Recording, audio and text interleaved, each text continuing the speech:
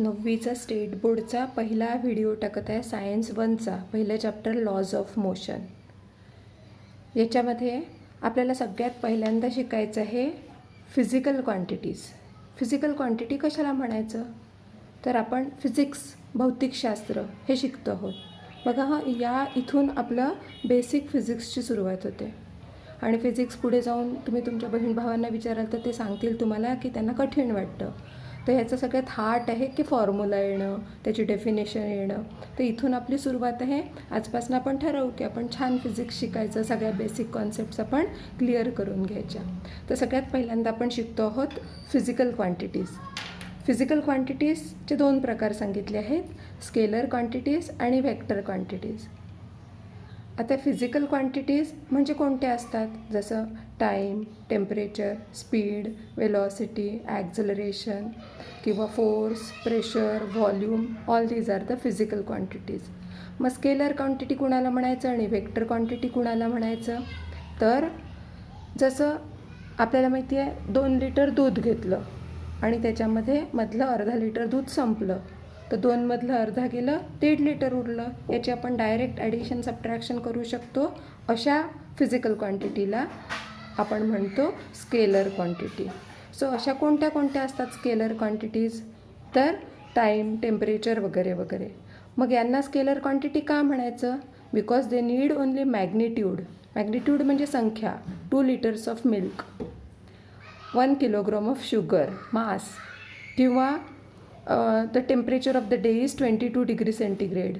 फक्त एक संख्या सांगितली तर तिला आपण एक्सप्लेन करू शकतो. It needs only magnitude, so it is a scalar quantity.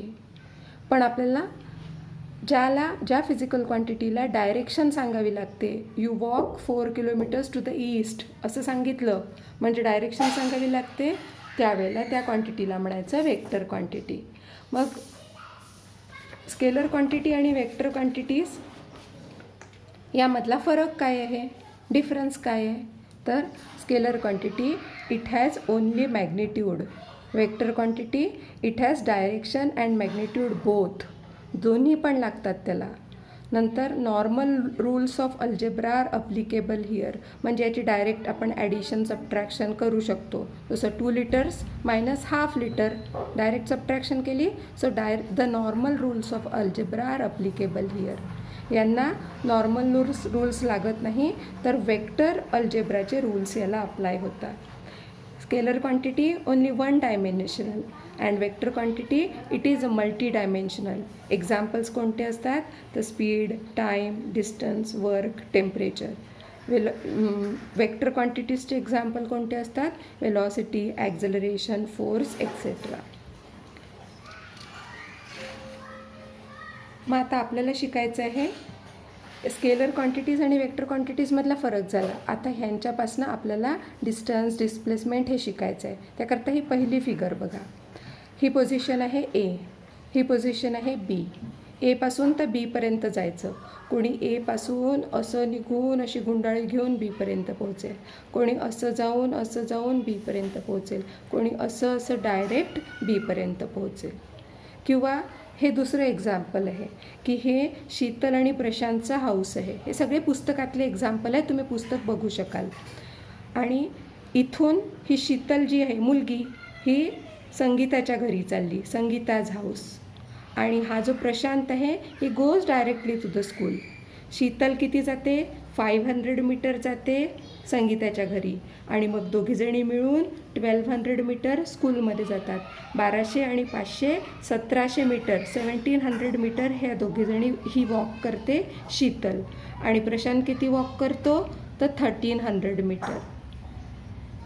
हे दोघंही पण समजा जर का सेम स्पीडनी जातात आहेत, फक्त अंतर जे आहे हे दोघांचं डिफरंट येऊन राहिलं आहे. तिसरं एक्झाम्पल बघा. ही स्वराली नावाची एक मुलगी आहे आणि हे एक सर्क्युलर ग्राउंड आहे. या ग्राउंडला चक्कर मारते, इथून सुरू होते आणि इथपर्यंत येऊन पोचते.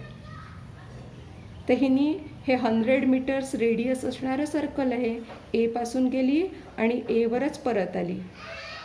नंतर हे चौथं एक्झाम्पल आहे की ही कार आहे आणि ही कार